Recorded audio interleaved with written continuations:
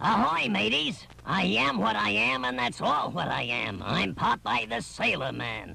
Well, blow me down and shiver me timbers, if it ain't me old pal Mike Spawn. I wouldn't believe me own eyes if I wasn't seeing what I was looking at.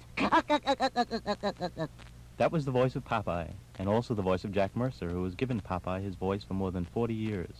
How did you come to do the voice, Jack?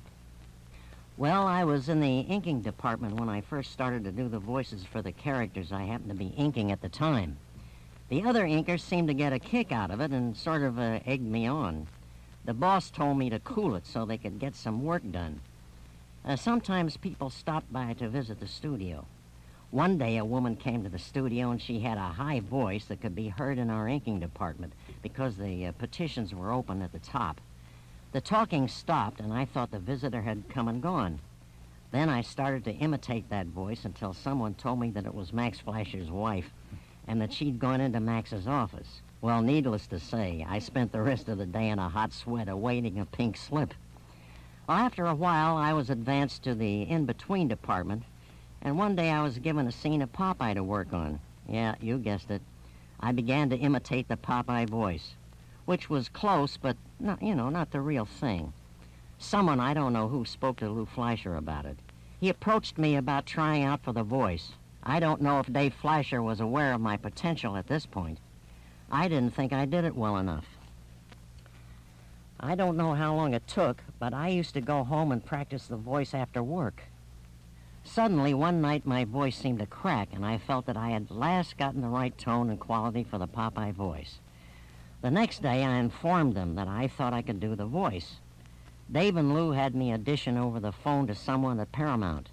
It might have been Dick Diamond. I'm not sure. A short time after that, I started to do some incidental voices on some of the cartoons as a breaking-in period. Then one day, I was informed that I was going to do a Popeye cartoon. Who did the original voice? A fellow by the name of William Costello did the original voice. He was known as Red Pepper Sam. I understand that you thought Popeye's character was a bit cantankerous in the first cartoons. Yes, I felt that Popeye shouldn't be so gruff all the time. I saw him as a kindly type who wouldn't take advantage of his strength against anyone unless he was forced into using it by unfair tactics. He would then eat his spinach and turn the tables on his opponent, who would wind up in a predicament that left him humiliated in a humorous way. What other work did you do at the studio, Jack? Well, shortly after I began doing the Popeye voice, as well as doing Wimpy, Popeye's Pappy, Popeye's Nephews, and Shorty the Sailor, I went into the story department where I wrote stories and drew up the storyboard. I wrote stories for all the various series the studios produced, as well as doing incidental voices. Just to name a few: Betty Boop, Casper the Ghost, Herman and Catnip, Little Lulu, you remember her? Huey the Duck, the Bouncing Ball screen songs, and some material for the feature pictures, Gulliver's Travels and Mr. Bug Goes to Town.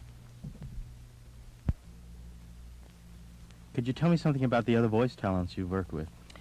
Well, I've worked with quite a few, but mostly with Mae Questel, who did Betty Boop, Olive Oil, and Sweet Pea, and many, many more. And Jackson Beck, who did Bluto and various other voices. You know, he was a well-known character actor on radio and currently does a raft of TV commercials. You could say that we were the studio's permanent stock company. Although we didn't meet socially, we got along fine professionally. Just the three of us handled all the features and incidental voices for the 220 Popeyes we did for the King Features TV series. And while rehearsing, each of us would read the lines of the incidental parts. Between the director and ourselves, and without any enmity, we selected the best voice for that character. I would say that that was quite a show of integrity among actors, wouldn't you? Is it true that in the early 30s, the Fleischer studio would record the voices after the cartoon was made? That's right.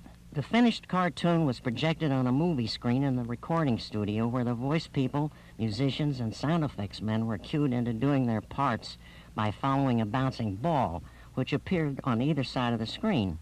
Of course, the bouncing ball is not seen in the final cartoon, you understand.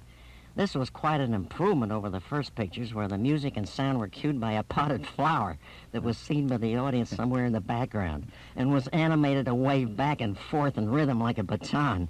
How do you actually do the voice?